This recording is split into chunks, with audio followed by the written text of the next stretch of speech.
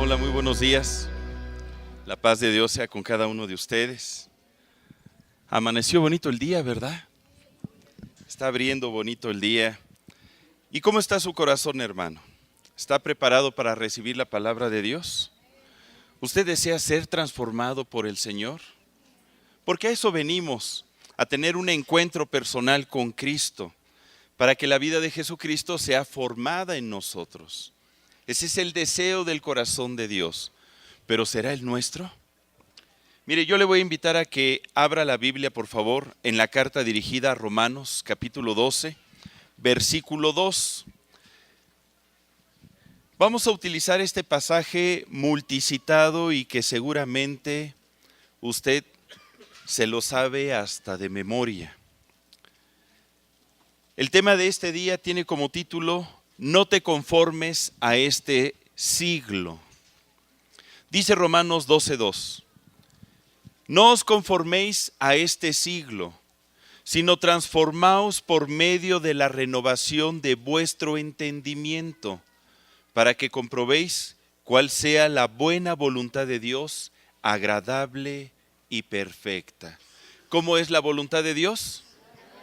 Agradable y perfecta. Nada más que a veces nos cuesta trabajo comprenderlo y no nos gusta vivir en la voluntad de Dios. ¿Y qué cree?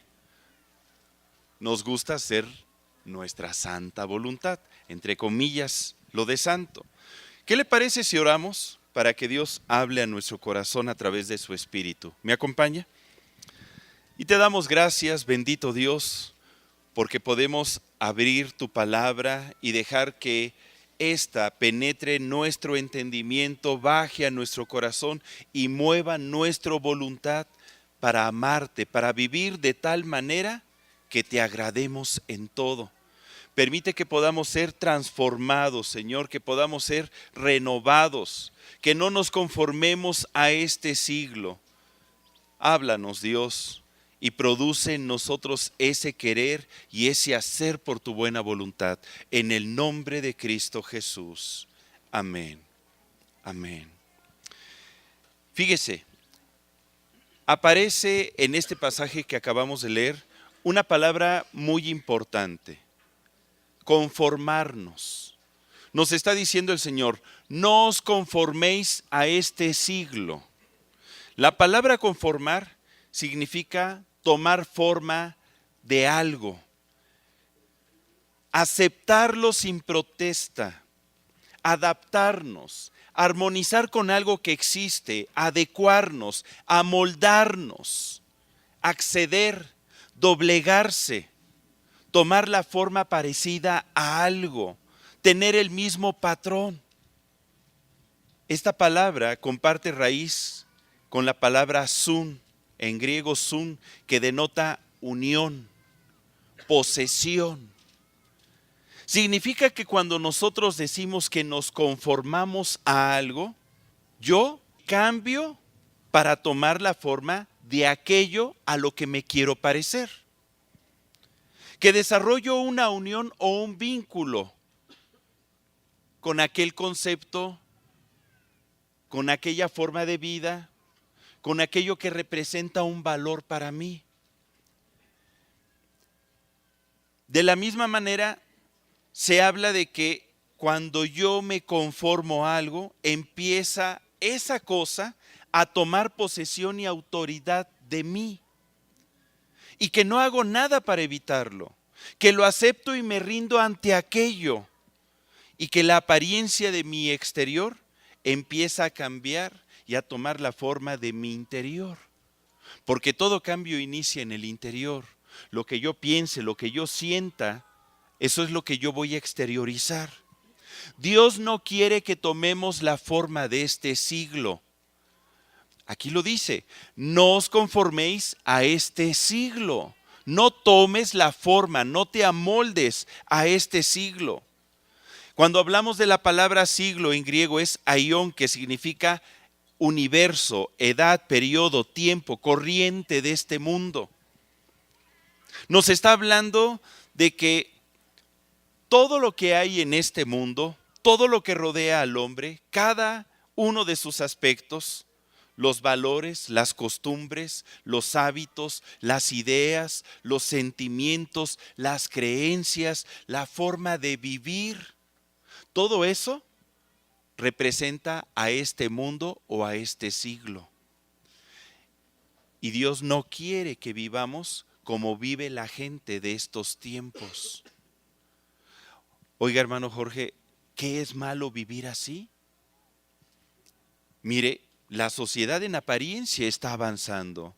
Porque si hablamos de tecnología, ¿a quiénes les gusta la tecnología? A ver, levanten la mano. ¿Quiénes usan la tecnología? A todos, ¿verdad? La verdad es que le gusta tener un celular, ¿sí o no?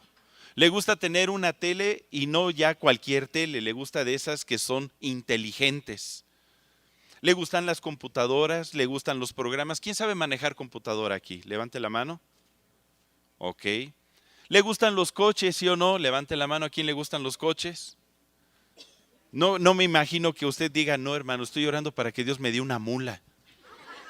¿Verdad que no? No está orando por eso. Usted dice, Señor, aunque sea un bolchito. Y está orando. Y todo eso forma parte de la tecnología. Ha habido muchos avances, avances que han traído bienestar a la vida del hombre. Por ejemplo, ¿verdad que es muy sabroso abrir nada más la llave de la regadera y saber que va a salir agua y bañarse?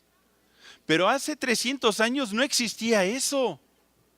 Y qué cómodo es que usted tenga un sanitario en casa y pueda hacer, perdón, el ejemplo, sus necesidades, le jala y se olvida. No sabe qué pasó con eso. No era como hace 100 años. Yo me acuerdo que iba con mis tías a Yucatán, allá a Progreso, y no tenían sanitario, iban al palito, al fondo del jardín. ¿Sabe a lo que me refiero? Así era la vida antes. Y ahora usted y yo podemos disfrutar de un sistema de alcantarillado, de drenaje, un sistema de hidráulico de agua. Contamos con agua potable, tenemos energía eléctrica en casa. Qué bendición, ¿cómo se siente cuando se va la energía eléctrica? Como que regresamos a la época, ¿verdad? Del obscurantismo y dice, ¡ay, qué va a pasar! Y dan ganas de contar historias de terror, ¿no? La verdad es que el contar con combustibles, la gasolina, la energía eléctrica, todo eso mueve los motores, la industria, las fábricas que fabrican utensilios que estamos disfrutando todos los días. Todo eso forma parte de los avances tecnológicos. ¿A quién le gustan los avances tecnológicos? ¿A quién le gusta vivir en este tiempo de avances tecnológicos? Mire, la verdad es que todos disfrutamos los avances tecnológicos. Y vivimos en un tiempo donde la ciencia se ha aumentado. Eso está en la Biblia. Estamos viviendo los últimos tiempos. Dice en Daniel 12:4. Pero tú, Daniel, le está hablando el Señor a Daniel, pero tú, Daniel, cierra las palabras y sella el libro hasta el tiempo del fin. Muchos correrán de aquí para allá y la ciencia se aumentará. En los últimos tiempos, la ciencia se aumentará. Hoy en día, usted escucha cómo ha aumentado la ciencia en el área de la medicina, las vacunas, cuántas enfermedades ya se pueden curar, se han erradicado plagas, cómo ha aumentado la producción agrícola para dar de comer a más de 7.500 millones de habitantes en este planeta, los viajes espaciales, las ondas a Marte, la sonda Voyager que creo que ya va mucho más allá del sistema solar. Avances tecnológicos que uno dice, ay, qué bonito es vivir en este tiempo, en esta era. Repita conmigo, qué bonito es vivir en este tiempo. Es muy bonito. Usted cuenta con tenis que tienen tecnología para que pueda correr y amortigua el impacto. Hay ropa térmica, contamos con anteojos, cuenta usted con relojes. Hay tantas cosas alrededor de nosotros que nos son de utilidad. ¿Se imagina su vida sin el refrigerador? ¿O sin su estufa? Ah, pues conecto la eléctrica. Bueno, ¿y si no hubiera electricidad? Pues saco el anafre, hermano. La realidad es que vivimos en un mundo donde la ciencia ha aumentado. Pero ¿qué cree, hermano? No solamente la ciencia ha aumentado, sino el mal en el corazón del hombre también. El mal y la corrupción. Cuando la ciencia se usa para el mal, produce muerte. La ciencia, la tecnología no es mala. Lo que es malo son los fines. No sé si usted ha escuchado las noticias de que Estados Unidos ya rompió su tratado con Rusia en cuanto al control de armas de destrucción masiva. Y por ahí empiezan a escucharse en las noticias que a lo mejor vamos a empezar otra vez una carrera armamentista, ¿qué va a pasar? Tal vez es la preparación para la Tercera Guerra Mundial. Hermano, ¿me quiere asustar? No. Tenemos que ser conscientes de los tiempos que estamos viviendo. ¿Y cuál va a ser la actitud que usted y yo vamos a tomar ante estos tiempos? Porque el Señor nos dice, no os conforméis a este siglo, sino transformaos por medio de la renovación de vuestro entendimiento. ¿Qué nos quiere decir el Señor?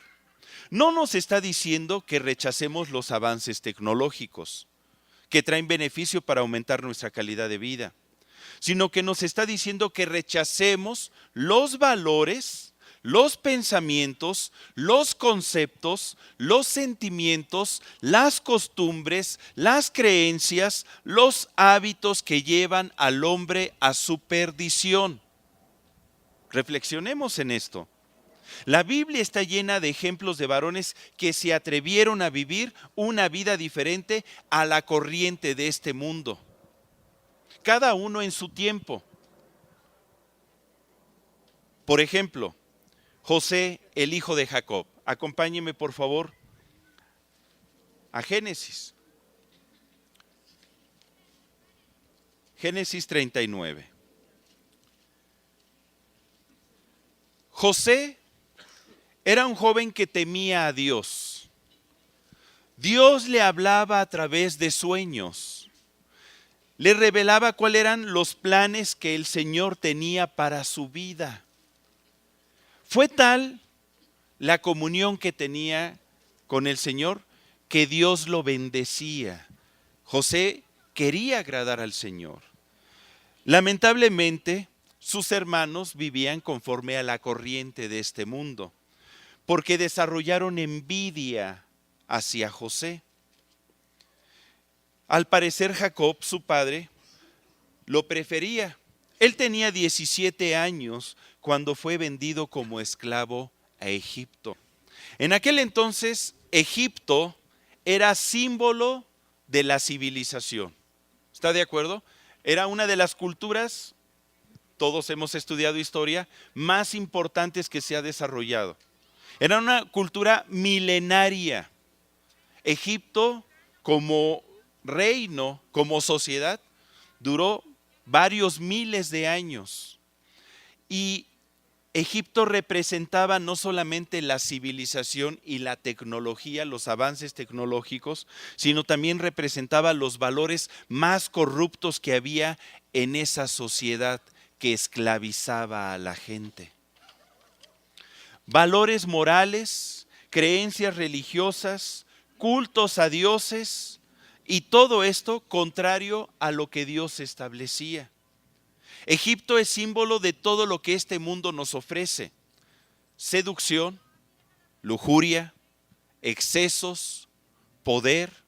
Todos estos falsos valores esclavizan al hombre y lo llevan a vivir preso del pecado y a vivir las consecuencias del pecado.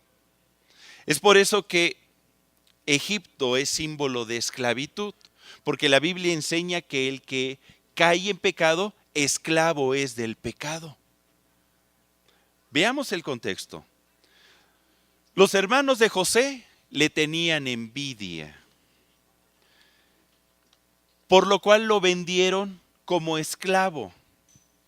Empezó a vivir en una sociedad decadente. José se encontraba solo y simplemente tenía 17 años. Todos estos puntos dígame si no, serían factores suficientes para que él hubiese enloquecido o su corazón se llenara de odios o de resentimientos, ¿sí o no? O que hubiese llevado una vida sin ilusión, sin propósito, abandonándose al vicio, dejar de esforzarse para salir adelante. Todo le pintaba mal a José. Sin embargo, él era diferente. José amaba al Señor y empezó a vivir en una sociedad que fácilmente seducía y envolvía a sus moradores. Y él decidió mantenerse firme por amor a Dios. Leamos ahí en Génesis 39, 1-3, mire. Llevado pues José a Egipto, Potifar, oficial de Faraón, capitán de la guardia, varón egipcio, lo compró de los ismaelitas que lo habían llevado allá. Lea conmigo, por favor. Mas Dios estaba con José y fue varón próspero. Y estaba en la casa de su amo el egipcio. Y vio su amo que Dios estaba con él y que todo lo que él hacía, Dios lo hacía prosperar en su mano. Me gusta mucho como dice aquí, mas Dios estaba con José. Como diciendo, a pesar de todo lo que había vivido, a pesar de las penas que había en su corazón, a pesar del dolor, de la tristeza, de la desilusión y de las faltas de esperanzas, a pesar de toda la maldad de la cual había sido objeto, a pesar de vivir en medio de una sociedad corrupta y llena de pecado, a pesar de todo, Dios estaba con José y fue varón próspero. Lo que me queda claro es que por muy difícil que sean las pruebas, las adversidades, las situaciones que nosotros vivamos, algo nos debe de quedar bien claro, hermano, y es que Dios jamás nos va a abandonar. Dios está con nosotros. Él quiere estar con nosotros. Y así como con José, lo desea estar con cada uno de nosotros. Ahora, a pesar del pecado que hay en este tiempo, a pesar de las malas noticias que usted escuche de violencia, de secuestros, de robos, de asesinatos, a pesar de cómo esté la economía, a pesar de los problemas que usted tenga en su trabajo, a pesar de cualquier cosa, Dios está con nosotros. Y podemos ser hombres y mujeres prósperos, porque si Dios está con nosotros, su bendición nos acompaña también. Yo tengo que saturar mi mente con ese pensamiento. Ahora, también está esta pregunta. ¿Cómo es que Dios estaba con José? ¿Por qué es que Dios estaba con José? ¿Qué características debe de tener una persona para que Dios decida estar con él? Porque Dios no está tampoco con cualquiera. Yo sé que Dios lo llena todo. En Él vivimos y en Él nos movemos, dice la Escritura. Pero cuando hablamos de que Dios está con alguien, es que su presencia le acompaña, es que su Espíritu Santo está con él, es que lo está observando, lo rodea, lo cubre, lo bendice, lo protege, lo ayuda. ¿Cómo es que Dios decide estar con una persona? Dice la Escritura en Isaías 57:15. Aquí podemos encontrar una clave. Isaías 57:15. Porque así dijo el alto y sublime, el que habita la eternidad y cuyo nombre es el Santo. Mire qué hermoso. Yo habito en la altura y en la santidad, y con el quebrantado y humilde de espíritu, para hacer vivir el espíritu de los humildes y para vivificar el corazón de los quebrantados. Dios, ¿con quién habita? Con aquellos que son capaces de vivir una vida en santidad y en humildad. una vida a la altura del Señor, una vida de consagración a Dios. Vivir una vida de santidad es decir, Señor, yo no quiero tener relación con el pecado. Dígale a su compañero también, yo no quiero tener relación con el pecado. Tampoco no le va a decir, hazte a un lado. No, ¿verdad? No le va a decir eso. Yo no quiero tener relación con el pecado. Es una decisión que yo tomo. Yo quiero vivir en santidad. Porque Dios habita en la santidad. Porque Él es santo. La santidad es ese concepto que habla de pureza, de limpieza, donde no hay pecado, donde no hay obscuridad, donde todo es luz, donde hay verdad y no mentira, donde no hay obscuridad. Y dice que Dios habita con los humildes. ¿Sabe quiénes son los humildes? Son aquellos que no son soberbios. Pues sí, ¿verdad? Es lo contrario. Es lo contrario al orgullo. Una persona orgullosa es alguien independiente de Dios. Es alguien que lucha en la vida, se esfuerza en sus propias fuerzas, que confía en su sabiduría y en su inteligencia. Una persona orgullosa es una persona que le dice a Dios, no te metas, mira, yo te enseño cómo hacer las cosas. No necesito de tu presencia, no necesito de tu bendición. No necesito conocerte, no necesito tu palabra, no necesito tu espíritu. Pero una persona humilde es una persona que dice, Señor, te necesito en mi vida. Sin ti no puedo vivir. Yo necesito que me guíes, necesito que me des sabiduría, necesito que me muestres qué decisiones tomar. Señor, me siento débil, no puedo, fortaléceme con tu potencia. Reconozco que soy cobarde, dame de tu fuerza para ser valiente y poder resistir. Guíame, condúceme, pongo mi vida en tus manos, me rindo a ti. Esa es una persona humilde. Y ahí es donde Dios habita. Dios habita en las alturas y en la santidad y con el quebrantado y humilde de espíritu. ¿Cómo estamos nosotros en esa área, hermano? ¿Dios querrá habitar con nosotros? Si algo tenía José, es que él no quería vivir conforme a los parámetros de esta sociedad. Él no quería dejarse llevar por las corrientes de este mundo, de su siglo, de su tiempo en particular. Yo sé que el corazón del hombre es el mismo y el pecado es pecado en todos los tiempos. Y tal vez los avances tecnológicos en el tiempo de José fueron unos, ahí con Egipto, las costumbres, las pruebas a las que se tuvo que enfrentar, tal vez son muy diferentes a nuestro tiempo. Pero él rechazó la corriente de su tiempo, de ese mundo en el cual él vivió. Él no quería dejarse llevar por ellas. Y como José vivía una vida para agradar a Dios, Dios estaba con él y todo lo que él hacía, Dios lo hacía prosperar en su mano. Es muy fácil caer en la tentación de dejarse llevar por las corrientes de este mundo. Es muy fácil empezar a amoldarse a este siglo. Pero si aprendemos a mantenernos firmes, no solamente evitarás toda la culpa que trae caer en pecado, sino que serás prosperado en todo lo que emprendas porque Dios estará contigo.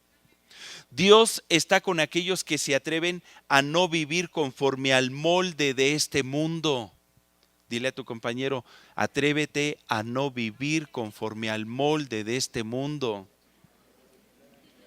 Dios necesita desamoldarnos. ¿Alguna vez usted ha preparado gelatina? ¿Y le gusta la gelatina de figuritas? de estrellitas, de dinosaurios. Uy, a los niños les gusta. Imagínese que usted y yo somos como la gelatina. Si nos vacían en un molde, vamos a tomar la forma de ese molde. Y a veces Dios tiene que desamoldarnos, aplastarnos, triturarnos y meternos dentro de su molde. Porque Él tiene un molde también. Y Él desea que tomemos la forma de Él, de su amado Hijo Jesucristo. Que todos alcancemos la estatura del varón perfecto. Él es nuestra meta. Para José, vivir en santidad era muy importante. La santidad era un concepto que implicaba el vivir sin culpa, sin pecado, ser perfecto como Dios lo es. Hermano, ¿y cómo lo sabes? Mire, acompáñeme a Génesis 39, vamos a leer del 5 al 9. Génesis 39 del 5 al 9. Dice: aconteció que desde cuando le dio el cargo de su casa y de todo lo que tenía, Dios bendijo la casa del egipcio a causa de José. Y la bendición de Dios estaba sobre todo lo que tenía, así en casa como en el campo. Y dejó todo lo que tenía en mano de José. Y con él no se preocupaba de cosa alguna, sino del pan que comía. Y era José de hermoso semblante y bella presencia. Aconteció después de esto, que la mujer de su amo puso sus ojos en José, y dijo: duerme conmigo. Y él no quiso. Y dijo a la mujer de su amo: he aquí mi señor no se preocupa conmigo de lo que hay en casa, y ha puesto en mi mano todo lo que tiene. No hay otro mayor que yo en esta casa, y ninguna cosa me ha reservado sino a ti, por cuanto tú eres su mujer. ¿Cómo pues haría yo este grande mal y pecaría contra Dios? Imagínese esta escena. Ahí está José como esclavo en casa de Potifar. Está trabajando. Él se sabe amado por Dios. Y no solamente tenía una comunión con el Señor, sino que una de las características que dice de José es que era de hermoso semblante y bella presencia. ¿A quién le gustaría ser como José? Pero por el temor de Dios, ¿verdad? Por el amor a Dios, por la santidad, no por el hermoso semblante y la bella presencia. Porque al final todo eso se acaba, hermano. Mire, voltea a ver a su hermano. Se va acabando todo, ¿sí o no, verdad? Ahora, imagínese que la esposa de Potifar puso sus ojos en José. Como que es la descripción de algo que sigue aconteciendo hoy en día. Hoy en día sigue aconteciendo. Y le dice esta señora: duerme conmigo. ¿Para qué quería que durmiera con ella? ¿Para que le rascara la espalda? ¿Para que le soplara airecito? No. Tenía unas malas intenciones. Y dice en el versículo 8 que ¿qué sentimiento surgió en el corazón de José? ¿Qué decisión tomó? ¿Cómo fue movida su voluntad? ¿A decidir sí o a decidir no? Aquí dice: y él no quiso. No quiero, no quiero y no quiero. Y hazle como quieras, pero yo no quiero. Y él nos muestra su pensamiento al final del versículo 9.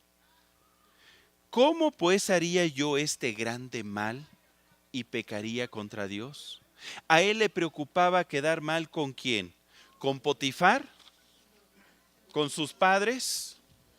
¿Con sus amigos? ¿Qué diría la sociedad? A él no le interesaba eso. A él le interesaba lo que pensara Dios.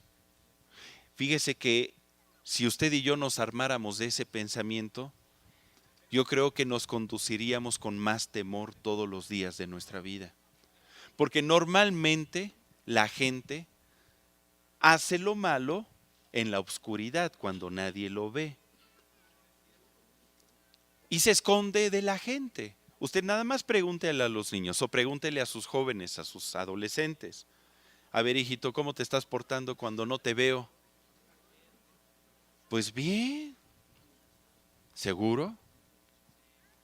La mayor parte de los adolescentes prueban un cigarro cuando están iniciando la secundaria y saliendo de la primaria. Empiezan a probar una bebida alcohólica a esa edad, 12, 13, 14 años. Y algunos empiezan a probar droga. Y no porque les guste. Al principio dicen, ay, sabe bien fea la cerveza, sabe bien feo el cigarro. Guácala. Pero lo hacen por curiosidad. Y se ven motivados por los amigos que los rodean. Ay, ¿a poco no eres bien valiente? ¿Sí? Y empieza a querer utilizar chamarras de cuero y su símbolo nazi atrás y raparse y tratar de tomar una personalidad, una identidad para de alguna manera ser aceptado en un grupo. Y les cuesta trabajo decir no. Cuesta trabajo decir no. Y empiezan a esconder. Los papás saben cuáles son los escondites de los jóvenes. Los chavos piensan que están bien escondidas todas sus cosas. Ya lo están volteando a ver, ¿verdad? Pero los papás, las mamás sobre todo, saben cuáles son los escondites.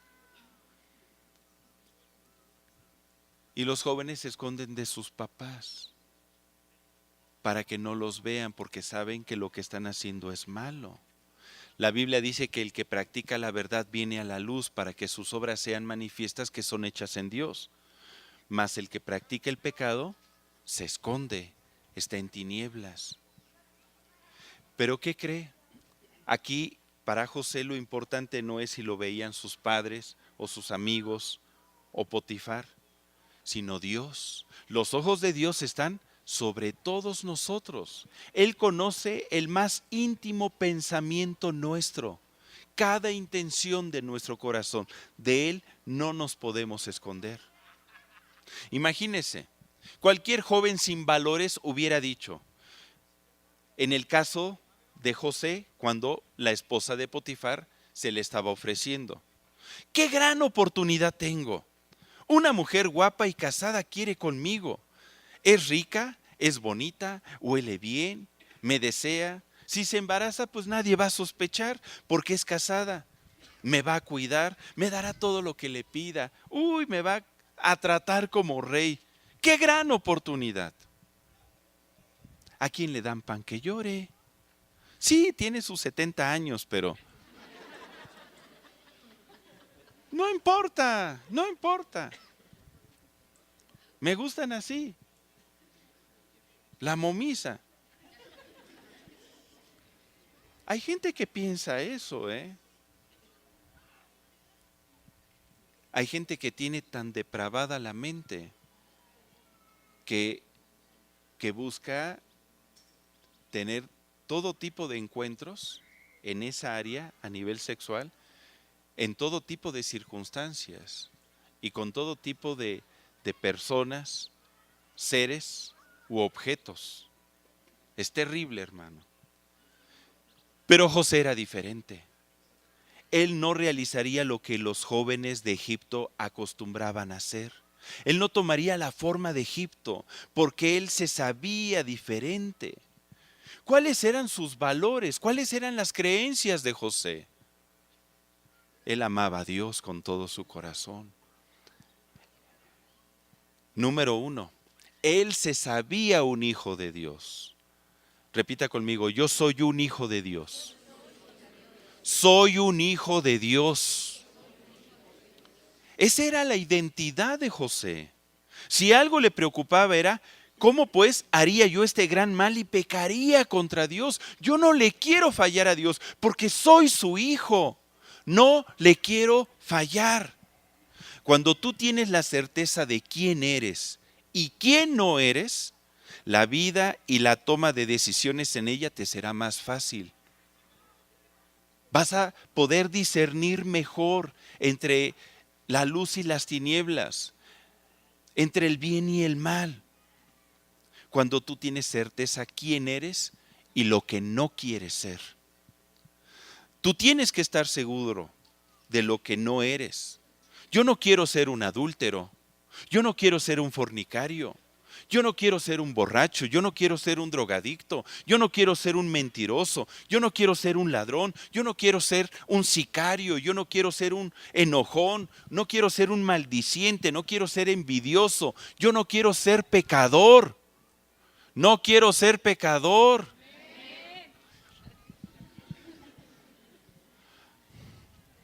Como está escrito en Efesios 4:31. Quítese de vosotros toda amargura, enojo, ira, gritería, maledicencia y toda malicia. O sea, todo lo que tiene que ver con lo malo, quítese de vosotros. Pero fíjate, no es algo que Dios te lo va a quitar. Nos corresponde a ti y a mí quitarlo de nuestra vida.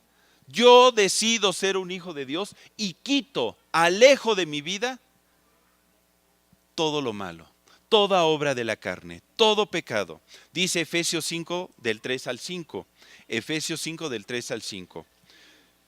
Pero fornicación y toda inmundicia o avaricia, ni aun se nombre entre vosotros, como conviene a quién, a santos, porque eso es lo que somos. Ni palabras deshonestas, ni necedades, ni truhanerías que no convienen, sino antes bien acciones de gracia.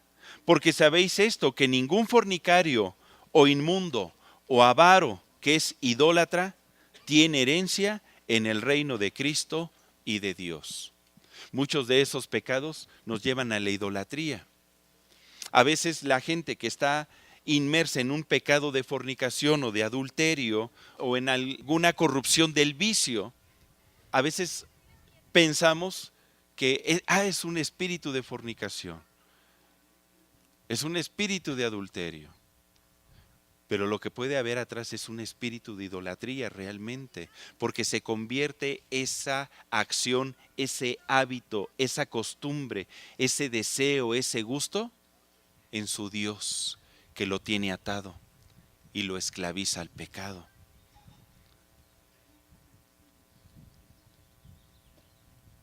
Tú tienes que tener la certeza de lo que sí deseas ser.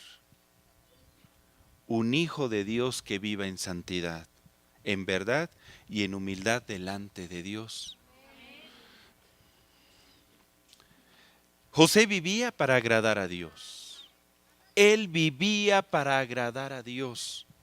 Posiblemente él había hecho un pacto desde muy pequeño de amar y de seguir al Señor. Dios le hablaba y se revelaba a él en sueños. Nosotros, cuando recibimos a Jesucristo como Señor y Salvador, hemos realizado un pacto para vivir para Él, por Él y para Él, para agradarle a Él. Eso significa recibir a Jesucristo como Señor y Salvador. Donde yo decido vivir con Cristo juntamente crucificado. Me identifico con la cruz de Cristo. Cristo murió por mis pecados.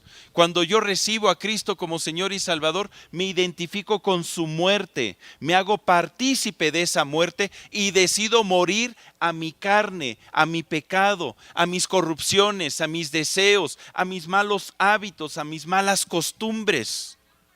Dice Gálatas 2:20, con Cristo estoy juntamente crucificado y ya no vivo yo, mas vive Cristo en mí. Y lo que ahora vivo en la carne, lo vivo en la fe del Hijo de Dios, el cual me amó y se entregó a sí mismo por mí.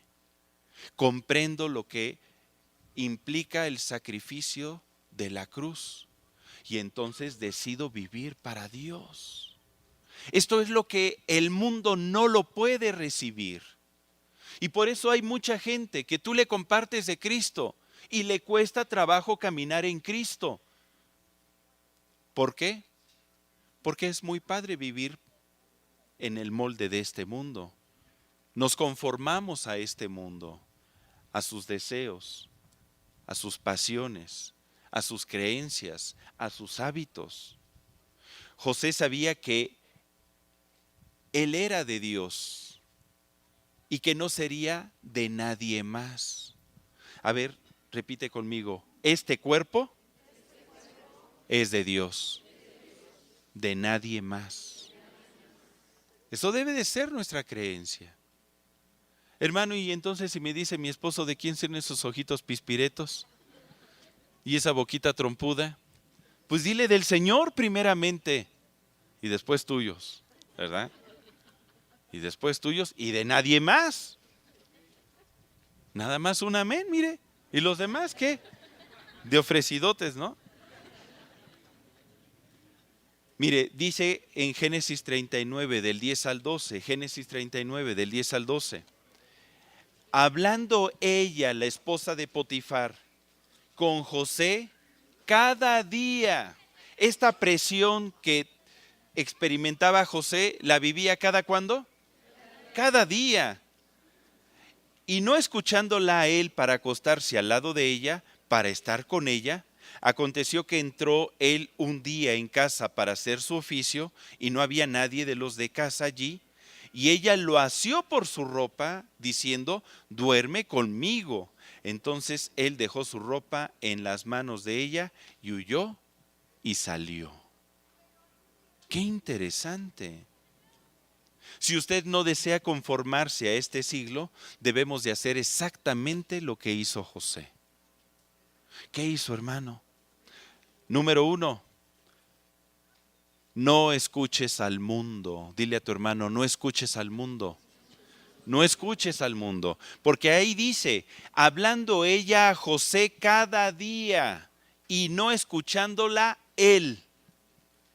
Cada día decidía, no oigo, no oigo, no oigo, soy de palo, tengo orejas de pescado, ¿no? No te escucho, no lo recibo, lo rechazo en el nombre de Jesús, no te voy a hacer caso. Lo que tú quieres sembrar en mí, ese argumento, ese pensamiento, esa idea, esa intención, no la escucho. No la escucho. Egipto, el mundo, querido hermano, tratará de seducirlo a usted cada día. Prenda nada más la televisión un ratito y usted va a encontrar ahí toda la seducción de este mundo. Usted, para ver cosas malas, no tiene que irse a un lugar alejado de casa. Nada más con que prenda la tele y ahí encuentra todo lo que este mundo ofrece. Es una ventana a este mundo. Hermano, entonces, ¿es mala la televisión? Yo no le estoy diciendo que la tecnología sea mala. Lo que es malo es lo que permitimos que nuestros sentidos reciban. ¿Qué es lo que estás escuchando? ¿Qué es lo que estás viendo? ¿Qué es lo que está penetrando en tu ser? Porque eso es lo que empezarás a aceptar como una verdad en tu corazón. Por eso uno tiene que poner nuestros sentidos delante de Dios para que podamos discernir y saber qué aceptamos y qué rechazamos. La Biblia dice, retén lo bueno, desecha lo malo, abstente de toda especie de mal. Usted también conoce el pasaje que dice que la fe es por el oír y el oír por la palabra de Dios. Lo que tú escuches, eso es lo que va a producir en ti fe. Si tú te llenas de la palabra, vas a tener fe en Dios. Pero si tú te llenas de las cosas de este mundo, eso vas a pensar, eso vas a creer, eso vas a actuar. El oír los valores, los principios, palabras, argumentos, música del mundo produce una fe negativa hacia Dios y una fe positiva hacia el mundo. A ver, hermano, ¿qué me quieres decir? Si tú abres tus sentidos para recibir lo del mundo, para escuchar lo que el mundo te ofrece, tarde o temprano vas a caer en su engaño, en su seducción, y sin darte cuenta lentamente empezarás a aceptar sus principios, sus valores, sus hábitos, sus costumbres, sus creencias y su fe. Y entonces te habrás conformado a este siglo. ¿Y qué diferencia habrá entre ti, entre nosotros y la gente que no conoce a Dios? Ninguna, ninguna. De repente irás por la calle y atropellaron a alguien. Ay, mira, atropellaron a un cristiano. Porque ya la palabra cristiano ya no significa nada. No significa santidad, no significa ser hijo de Dios. ¿Por qué?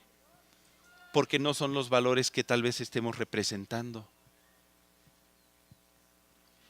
Hermano, me estás hablando bien feo. Me siento regañado. No, te lo digo con todo mi amor. El apóstol Pablo le hablaba a la iglesia que estaba en Corintios. Fíjate, la iglesia de Corintios. Acompáñame a 2 de Corintios 11:3. 2 de Corintios 11:3. Mira cuál era el temor del apóstol Pablo. Dice, pero temo, di conmigo, temo, que como la serpiente con su astucia engañó a Eva, vuestros sentidos sean de alguna manera extraviados de la sincera fidelidad a Cristo. ¿Qué hizo Eva para ser engañada y extraviada por el enemigo? Abrió sus sentidos, escuchó la voz del enemigo, empezó a platicar con él. Dice la escritura que la serpiente era astuta. ¿Cómo es el enemigo? Es bien astuto. El enemigo nunca se va a presentar con forma de maldad, sino que todo lo malo te lo va a presentar muy bonito, bien bonito. El pecado te lo va a presentar bonito, en charola de plata, sí, para que se te antoje. Ay, qué sabroso va a estar esto. Así te lo va a presentar el enemigo. El enemigo no se va a presentar en forma de monstruo, que digas, ay, voy a salir corriendo. No, normalmente va a ser algo muy agradable a ti, a tus sentidos. Dice que la serpiente era astuta más que todos los animales del campo que Dios había hecho. Y que le dijo a la mujer, con que Dios os ha dicho, no comas de todo árbol del huerto. Y la mujer le respondió, mira, se puso a platicar con ella. Del fruto de los árboles del huerto podemos comer, le contesta. ¿Qué hubiera pasado si la mujer, en vez de escuchar las palabras de la serpiente, la hubiera reprendido diciendo, vete de mí, Satanás, porque escrito está, al Señor tu Dios adorarás y a Él solo servirás? Otra historia a lo mejor estaríamos contando, ¿verdad? ¿Qué cree que tenemos que hacer nosotros cuando escuchemos la voz de este mundo que trata de seducirnos? Tenemos que cerrar los oídos, no escuchar y decir, vete de mí, Satanás, porque escrito está, al Señor tu Dios adorarás y a Él solo servirás. Entonces, ¿qué es lo que debemos de hacer? Para no empezar a tomar la forma del mundo, no escuchar, cerrar nuestros sentidos. Número 2, ¿qué más, hermano? ¿A poco ya nada más con no escuchar? No, hay más. ¿Qué hizo José? Dice la escritura ahí en el pasaje de Génesis 39, en el versículo 12, que huyó y salió. ¿Qué hizo José? Huyó y salió. Hermano, ¿pero qué no es al revés? ¿No se sale primero y ya cuando uno salió se dice que ya huyó? ¿Por qué es que aparece primero huyó y salió? Porque describe lo que aconteció en su corazón primeramente. Él en su corazón decidió huir. Y lo que creyó, lo que pensó, eso fue lo que actuó físicamente y después salió de esa habitación, salió corriendo, despavorido, atemorizado por la situación. Ay, hermano, ¿y a poco así hay que huir del pecado? Sí. Hay que tenerle miedo, hermano. Hay que huir. Si en verdad deseas no conformarte a este siglo, debemos de ser capaces de huir y salir de él. Hermano, pero ¿a poco se puede? ¿Se puede salir de esta sociedad en la cual vivimos? De estos tiempos, de este siglo, de este mundo, de sus valores, de sus creencias. Es tan fuerte, estamos siendo bombardeados todos los días. ¿Se puede? Yo creo que sí, porque Dios nos lo sugiere en muchas ocasiones. Vamos a ver algunos ejemplos. Mire, acompáñeme a 1 Corintios 6:18. 1 Corintios 6:18. Dice, lea conmigo por favor. Huid de la fornicación. ¿Se da cuenta? ¿Qué nos está invitando a que hagamos el Señor? Huid de la fornicación. Cualquier otro pecado que el hombre cometa está fuera del cuerpo, mas el que fornica contra su propio cuerpo peca. Si vamos más adelante en 1 Corintios 10:14, dice 1 Corintios 10:14. Por tanto, amados míos, ¿qué dice? Huid de la idolatría. Ya explicamos qué es. ¿A quién le corresponde huir? ¿A quién le corresponde salir de la situación? A nosotros nos corresponde. Hermano, pero para vivir en santidad tendríamos que vivir en otro mundo. Nos vamos a Marte, nos vamos a Júpiter, los hombres a Marte y las mujeres a Venus. ¿Qué hacemos? No se puede, hermano, me la pones muy difícil. No, yo no te la estoy poniendo difícil. La palabra de Dios nos está diciendo que huyamos, que salgamos. Acuérdate cómo oró Jesucristo por sus discípulos. ¿Cuántos somos discípulos de Jesús? Acompáñeme a Juan 17 a partir del versículo 14. Juan 17 a partir del versículo 14. Mire el corazón de nuestro Señor Jesucristo. Es de las últimas oraciones por sus discípulos. Se está dirigiendo al Padre y le dice, yo les he dado tu palabra y el mundo los aborreció porque no son del mundo. ¿Quiénes no son del mundo? Nosotros. No somos del mundo, no tomamos la forma del mundo, no vivimos conforme al mundo. Como tampoco yo soy del mundo, dice Jesús. No ruego que los quites del mundo, sino que los guardes del mal. No son del mundo, como tampoco yo soy del mundo. Santifícalos en tu verdad, tu palabra es verdad. Como tú me enviaste al mundo, así yo los he enviado al mundo. Y por ellos yo me santifico a mí mismo, para que también ellos sean santificados en la verdad. Y esta palabra que estamos leyendo es la verdad. Una palabra que nos santifica, que cuando nos exponemos a ella, renueva nuestro entendimiento. Aquí está la clave, hermano. Todo cambio está en lo que permitimos que se geste en nuestro interior, en mi alma, en mis pensamientos, en mis sentimientos y en mi voluntad. Lo que usted y yo recibamos a través de nuestros sentidos, tarde o temprano, se irá afirmando en nosotros. Dice en Romanos 12:2, nuestro pasaje base, no os conforméis a este siglo, sino transformaos por medio de ¿qué? De la renovación de vuestro entendimiento. Cuando hablamos de entendimiento, estamos hablando del área de los pensamientos, mi raciocinio, mis emociones, mi corazón. La palabra entendimiento viene en griego de la palabra nous, que significa mente, pensamiento, sentimiento o voluntad. Fíjese, nous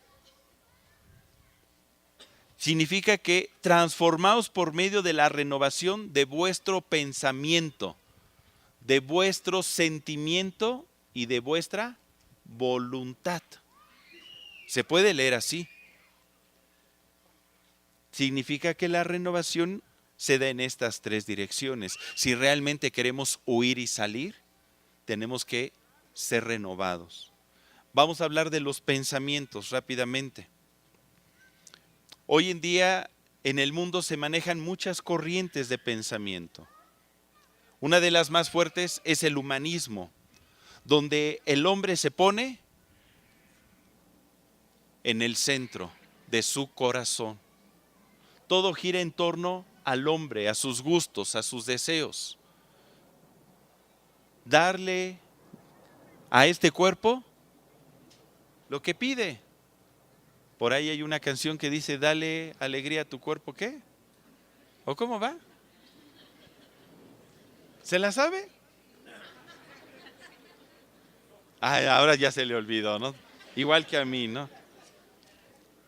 ¿Cómo? Usted se la sabe. Pero ese es el pensamiento de este mundo. A tu cuerpo dale lo que pida. Deja que disfrute. El hombre es Dios. No hay ni bien ni mal. Simplemente sensaciones. Y si tienes sentidos es para que las puedas disfrutar, para que los puedas usar. Otro de los pensamientos es el materialismo. Tú vales conforme a lo que tienes, conforme a lo que logras. Y eso está tan errado, hermano.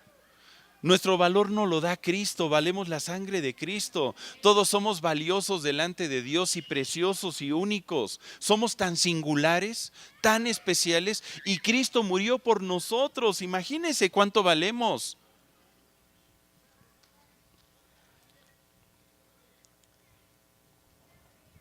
Hay pensamientos, filosofías, creencias, movimientos, modas que van moviendo el corazón, la mente de los jóvenes. Hace tiempo se hablaba de un mal que empezó a surgir en nuestra sociedad, las tribus urbanas, ¿usted se acuerda? Y que los chavos que querían ser góticos, otros que querían ser darketos, otros que querían ser de la MS-13, otros que querían ser punquetos y otros trisoleros y otros, hay de todo mundo, de todo tipo de situaciones, los emocionales, ¿verdad? Y ahorita está bien fuerte entre los muchachos, pareciera que el ser homosexual o lesbiana es una moda. Y hasta para obtener trabajo, es que es gay, a este sí lo vamos a contratar. Porque eso implica que somos inclusivos y en este lugar, pues, somos incluyentes. Qué terrible, qué terrible. Pero ¿qué dice la Escritura? Porque ¿cuál es su pensamiento en su corazón? Tal es él. Proverbios 23:7. Lo que tú piensas, eso es lo que vas a actuar. Si tú permites que la palabra penetre tu mente, entonces nos vamos a conformar al molde de Dios. Dice Hebreos 4:12 que la palabra de Dios es viva y eficaz y más cortante que toda espada de dos filos y penetra hasta partir el alma y el espíritu, las coyunturas y los tuétanos y discierne los pensamientos y las intenciones del corazón. La palabra de Dios tiene ese poder de actuar poderosamente en nosotros. De ahí la importancia de llenarnos, de leerla, de estudiarla, de memorizarla, para ir renovando nuestros pensamientos. Hay una promesa preciosa en Isaías 55:10. Isaías 55:10 al 11 dice: porque como desciende de los cielos la lluvia y la nieve y no vuelve allá, sino que riega la tierra y la hace germinar y producir, y da semilla al que siembra y pan al que come, así será mi palabra que sale de mi boca, no volverá a mí vacía, sino que hará lo que yo quiero y será prosperada en aquello para que la envíe. Cuando nos llenamos de la palabra, esta palabra trabaja en nosotros. Cambia los conceptos, los argumentos, los pensamientos, las ideas, las intenciones de nuestra mente para que podamos decidir mejor. José, él dijo en su corazón: ¿cómo pecaría yo y haría este gran mal contra Dios?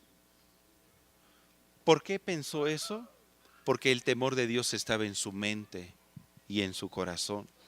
Ahora, José no es el único joven que nos muestra que se puede tomar la decisión de huir y de abstenerse de las cosas de este mundo. Ahí está el joven llamado Daniel. ¿Se acuerda de Daniel el profeta? Daniel era un joven que pertenecía a la familia real y fue llevado cautivo a Babilonia por orden de Nabucodonosor, rey de los babilonios. Babilonia, al igual que Egipto, en su tiempo representó todos los avances tecnológicos, representó todo lo que este mundo ofrecía, representó el mal y el pecado. Babilonia era símbolo de toda fuerza demoníaca, fornicación o idolatría en la tierra. Es más, en Apocalipsis se hace una descripción. En Apocalipsis 17:5 habla que Babilonia, refiriéndose a ella como Babilonia la grande, la madre de las rameras y de las abominaciones de la tierra. Babilonia representó en el tiempo de Daniel la corriente de este mundo. Y en ese lugar vivía Daniel, en Babilonia. Es como si ahorita usted y yo nos fuéramos a vivir a la Ciudad de México. ¿O qué le gustaría? ¿A Nueva York?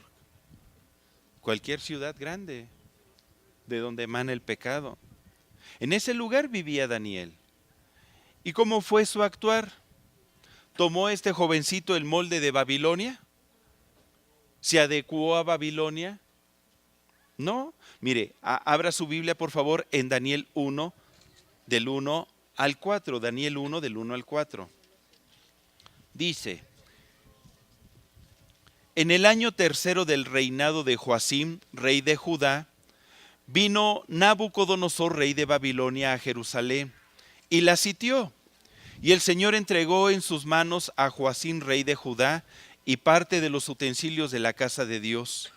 Y los trajo a tierra de Sinar, a la casa de su Dios, y colocó los utensilios en la casa del tesoro de su Dios. Y dijo el rey a Aspenaz, jefe de los eunucos, que trajese de los hijos de Israel, del linaje real de los príncipes, a muchachos en quienes no hubiese tacha alguna, de buen parecer, enseñados en toda sabiduría, sabios en ciencia y de buen entendimiento, e idóneos para estar en el palacio del rey, y que se les enseñase las letras y la lengua de los caldeos. El propósito era que todos estos jóvenes, entre ellos Daniel, aprendieran la ciencia, la cultura, las tradiciones y la forma de vida de los caldeos, que tomaran el molde del mundo en su tiempo. Para eso los llamó. ¿Sabe que muchas veces podemos perder a nuestros jóvenes si no los instruimos en la palabra de Dios a tiempo? Y los podemos perder cuando entran a la secundaria, a la prepa o a la universidad, porque ahí empiezan a sembrarles filosofías, ideas, que muchas veces tienen la forma de este mundo, o no muchas veces, tienen la forma de este mundo. Y entonces empiezan a cuestionar, no, Dios no existe. Dios es una idea en tu mente. El hombre creó a Dios, no Dios al hombre. Y a veces los podemos perder. El propósito era que estos jóvenes aprendieran todas las costumbres de Babilonia. Dice en Daniel 1 del 7 al 8, a estos el jefe de los eunucos puso nombres. Puso a Daniel Belsasar, a Ananías Sadrac, a Misael Mesac y a Azarías Abednego. Pero mire qué padre. Y Daniel propuso en su corazón, ¿qué dice? No contaminarse con la porción de la comida del rey, ni con el vino que él bebía. Pidió por tanto al jefe de los eunucos que no se le obligase a contaminarse. ¿Cómo cree que era la mesa del rey? Imagínese, Nabucodonosor en su tiempo era el rey más grandioso que había, era el imperio más grande. Tenía acceso a todo tipo de alimentos. Imagínese un huachinango ahí, ¿sí? Relleno de carne molida con tocino y verduras y con queso gratinado. Imagínese un pavo relleno también ahí. Imagínese un lechoncito así y a lo mejor ahí un corderito y unas chuletas de cordero. O pollos rostizados si le gustan, o enchiladas verdes, o chilaquiles. Lo que a usted le guste, hermano, imagíneselo en esa mesa. Todo tipo de manjar. Porque así es como nos lo presenta el mundo. Sus ideas, sus valores, sus tradiciones nos los presenta como un manjar. Pero aquí es donde, ¿quién eres? ¿Eres un hijo de Dios? ¿Quieres vivir en santidad? ¿Hay temor de Dios en tu corazón? Entonces tú decides no contaminarte, decides no participar de eso, de lo que te ofrece este mundo. Decides apartarte, decides tú, mueves todo lo que tengas que mover para salir y huir, para no ser parte de, ser diferente, porque no somos de este mundo, oró Jesús. Jesús oró para que seamos guardados en santidad, sin relación con el pecado. Y esto era lo que había en el corazón de Daniel, en sus pensamientos, pero no nada más en sus pensamientos, sino en su corazón. ¿Sabía usted que para poder tomar esas decisiones debemos de amar a Dios con todo nuestro corazón, alma, mente y fuerzas? Ese es el gran mandamiento. Cuando amamos al Señor con todo nuestro corazón, con toda nuestra alma, con toda nuestra mente y con todas nuestras fuerzas, voy entonces a decidir no contaminarme con las cosas de este mundo. En ese momento, el amor de Dios está en mi corazón. Y entonces se vive ese pasaje, con Cristo estoy juntamente crucificado. Ya no vivo yo, mas vive Cristo en mí. Yo no vivo para agradarme a mí. Yo no vivo para seguir mis gustos, mis deseos. Yo vivo para agradar a Dios. Yo vivo para seguir a Dios. Yo vivo para cumplir el propósito eterno de Dios en mi vida. Y nos damos cuenta que la vida es más de lo que estamos viviendo hoy en día. A veces creemos que vivimos para trabajar, o vivimos para comer, o vivimos para andar en fiestas. Vivimos para un propósito eterno, hermano. Esta vida es para prepararnos para nuestra eternidad. Y nuestros ojos tienen que estar puestos en esa eternidad. Y entonces, lo que piense y lo que siente va a mover mi voluntad. Nuestra voluntad es movida de acuerdo a nuestros pensamientos y sentimientos. Por ejemplo, de repente usted está en casa y llega su esposo y usted bien contenta, le tiene la sopa servida, la mesa puesta, su agüita de limón bien fría, así hasta está sudando el vaso, y su esposo le dice, ay, otra vez esta sopa, guácala, no me gusta. Y en ese momento entra el pensamiento, Entra el sentimiento y le dan ganas de agarrar el vaso, el plato y reventárselo, ¿no? Y es movida su voluntad a actuar, para bien o para mal, dependiendo de lo que piense o sienta. Entonces, si nosotros amamos a Dios y nos llenamos en nuestra mente de Dios, nuestra voluntad va a ser movida a actuar para vivir en santidad, para alejarnos del pecado, para decirle no a este mundo. Jesucristo decía, porque he descendido del cielo no para hacer mi voluntad, sino la voluntad del que me envió. Ahí está en Juan 6:38. Él sabía que él había venido a hacer la voluntad de Dios. Y el hacer la voluntad de Dios es bueno, agradable y perfecto. Es algo que si amamos a Dios, nos agrada y debe de estar en nuestro corazón. Dice el Salmo 48, el hacer tu voluntad, Dios mío, me ha agradado y tu ley está en mi corazón. Hermano, ¿qué decisión va a tomar el día de hoy? ¿Se va a conformar a este mundo o va a estar dispuesto a que Dios lo desamolde y lo saque de ahí para vivir conforme a la voluntad de Dios? Hermano, pero seguramente nada más José y Daniel fueron los únicos. No, la Biblia está llena de varones y mujeres que decidieron no conformarse a este siglo. Ahí está Abraham. Dios le habló y le dijo, sal de tu tierra y de tu parentela. No sigas sus costumbres, no sigas sus hábitos. Yo me voy a revelar a ti y haré de ti una gran nación, un pueblo apartado para mí. Ahí está Moisés, que decidió y prefirió ser esclavo que llamarse hijo de la hija del faraón. Él lo prefirió. Ahí está nuestro Señor Jesucristo, que no vivió para sí, sino vivió para agradar al Padre Celestial. ¿Qué decisión va a tomar usted, hermano? Yo le voy a invitar a que cierre su Biblia. Lo noto muy serio.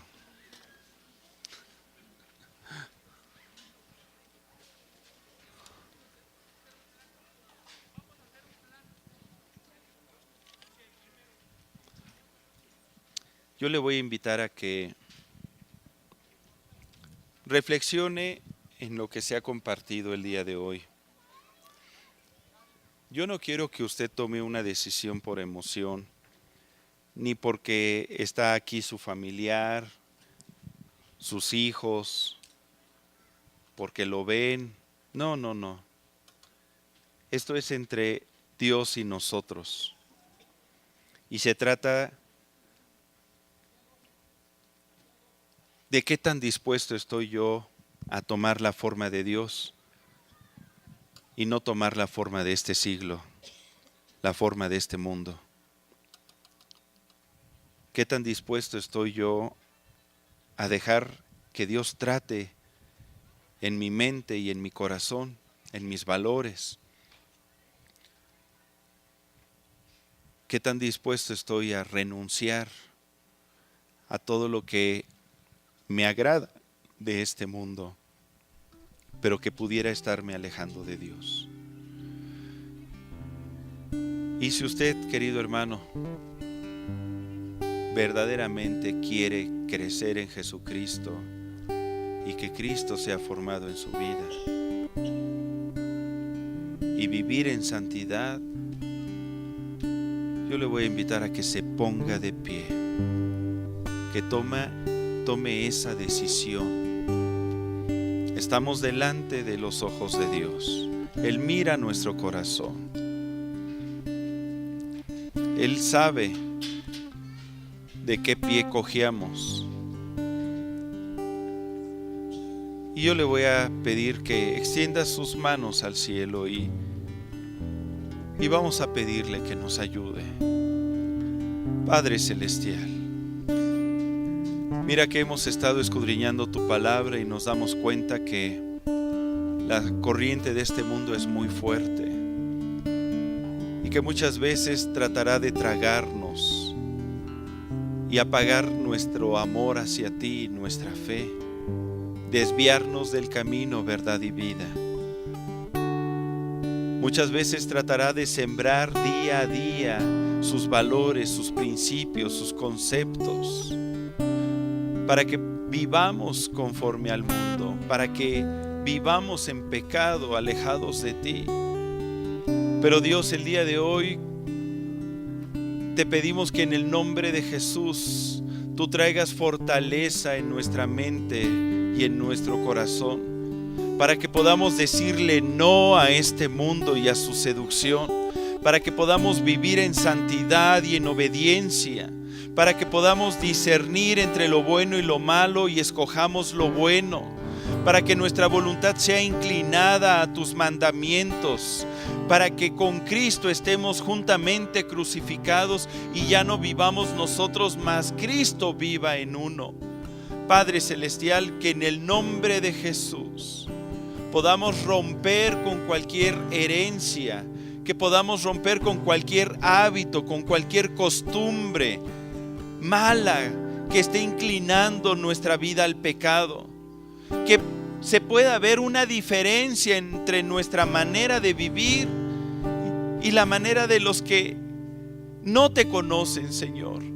Que en el nombre de Jesucristo sea tu luz resplandeciendo en nuestra vida, que podamos ser luz donde quiera que vayamos, que nuestra manera de hablar nos delate como hijos tuyos, que nuestra manera de actuar, de comportarnos, Padre Celestial, ayúdanos, que en el nombre de Jesucristo podamos renunciar y no contaminarnos con las cosas de este mundo, porque cómo pecaríamos, Señor, contra ti y haríamos este mal.